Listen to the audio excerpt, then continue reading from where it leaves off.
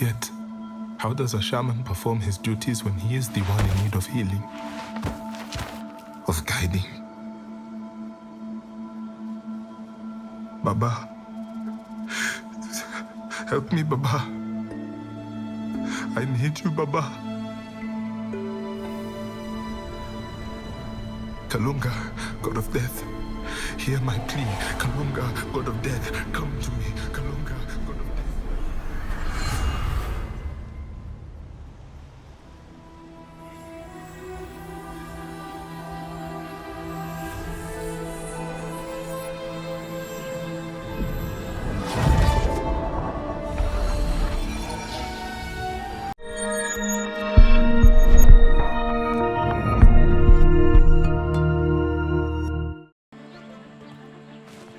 Tales of Kenzera Zao is a new Metroidvania from Surgent Studios, an outfit founded by actor Abubakar Salim, most famous for being the voice of Bayek in Assassin's Creed Origins.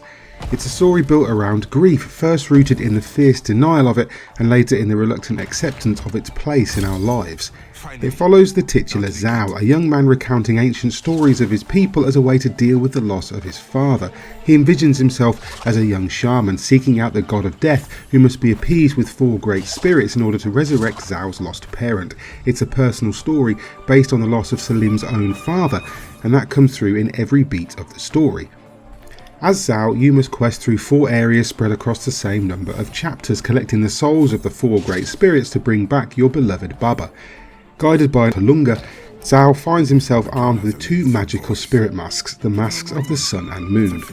The former imbues Zao with the power of fire, allowing him to perform devastating melee combos and launch spears of flame to trigger switches and destroy distant objects. This mask is all about offense and bringing the fight right to the enemy.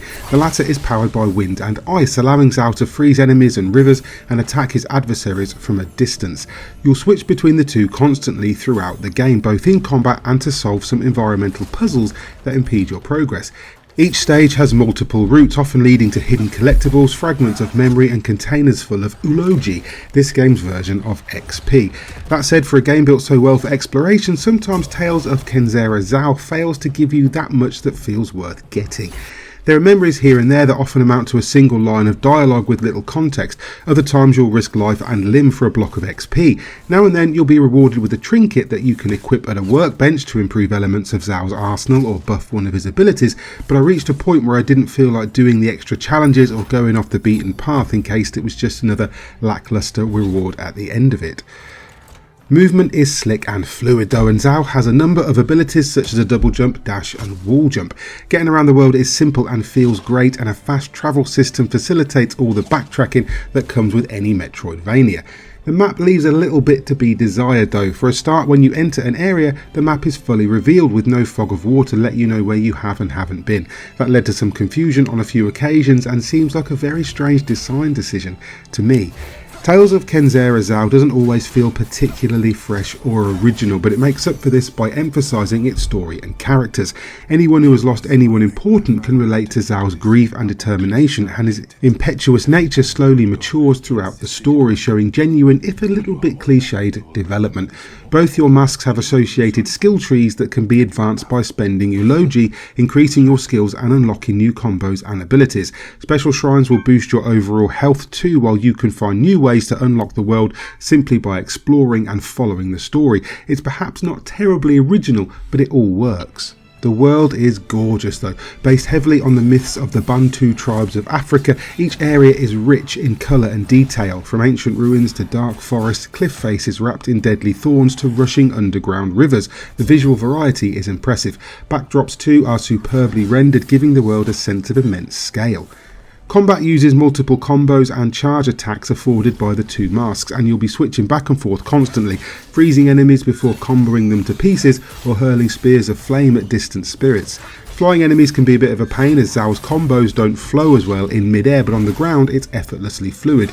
Your dodge takes you right through enemies and their projectiles, while your ability to stun lock aggressors rewards always staying on the offensive. Tales of Kenzera Zao tells a wonderful story and presents some great moment-to-moment platforming, only let down by a slight lack of imagination in some of the exploration rewards. It certainly feels at times that it puts story first, which is unusual for Metroidvania, but not unwelcome. If anything though, despite Zao's occasional quips, it's a fairly humorless experience. Given the subject matter, perhaps that's not surprising, but it can feel a little bit po-faced at times.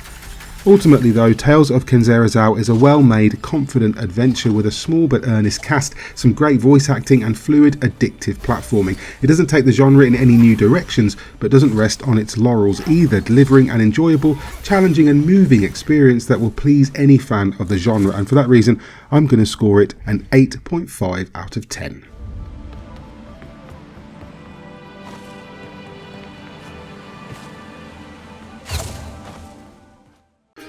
Hi there, hope you enjoyed that review of Tales of Kenzera Zao. If you did, please hit like and subscribe, maybe tag the bell icon too so you're kept up to date with everything we post going forward.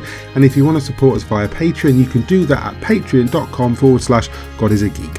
In the meantime, I've been Mick Fraser and you guys have been lovely. Bye bye.